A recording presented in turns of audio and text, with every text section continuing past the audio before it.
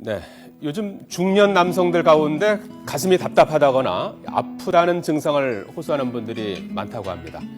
이 병원에 가보면 몸에는 이상이 없다고 하는데 왜 이러는 걸까요?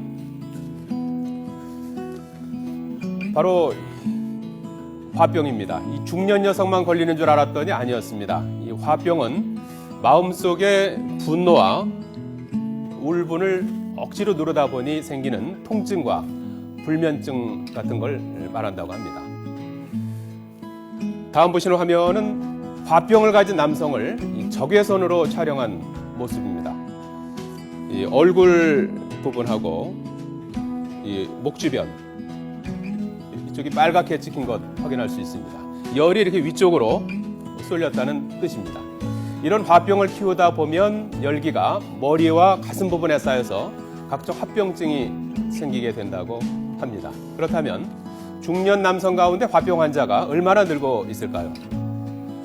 서울의 한 한방병원을 방문한 환자 수를 봤더니 2011년에 54명에 불과했던 화병 환자가 1년 만에 139명으로 정확하게 2.6배, 한 3배 가까이 늘었습니다.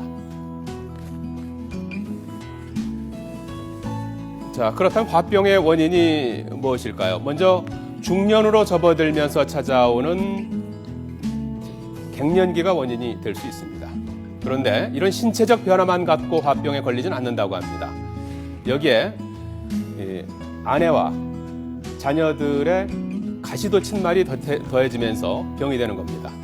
전문가들은 남성들은 여성보다 상대적으로 막말에 덜 민감하지만 이 갱년기에 찾아오는 남성의 신체적 변화를 지적하는 꼬집는 이 아내의 말, 그리고 경제적인 능력이 예전 같지 않은 자신을 무시하는 듯한 자녀들의 말이 가장 큰 충격을 주는 것이라고 보고 있습니다. 그럼 지금 TV를 보고 계신 시청자분들도 자가진단 한번 해보실까요?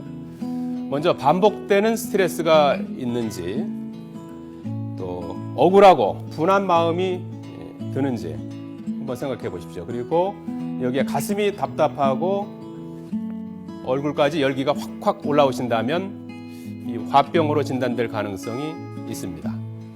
그런데 여기에 이런 증상이 더해지면 조금 더 심각한 수준입니다. 의학적인 병은 아닌데 이 답답함이나 통증이 있다거나 특별히 스트레스를 받지 않아도 이런 증상이 계속해서 유지가 된다면 중증 화병이 의심된다고 합니다. 네, 화병은 솔직한 감정을 표현하지 않는 유교 문화 때문에 우리나라에서 특히 더 많이 발생한다고 합니다. 참고 살던 며느리, 자식에게 싫은 소리 안 하던 어머니로 살다 보니까 그동안에 여성들이 주로 걸리는 병이었는데 중년 남성들의 삶도 역시 많이 팍팍하고 외로워진 게 아닌가 하는 생각이 듭니다. 해결책은 명상이라고 합니다. 하루 15분 명상 실천해 보시죠.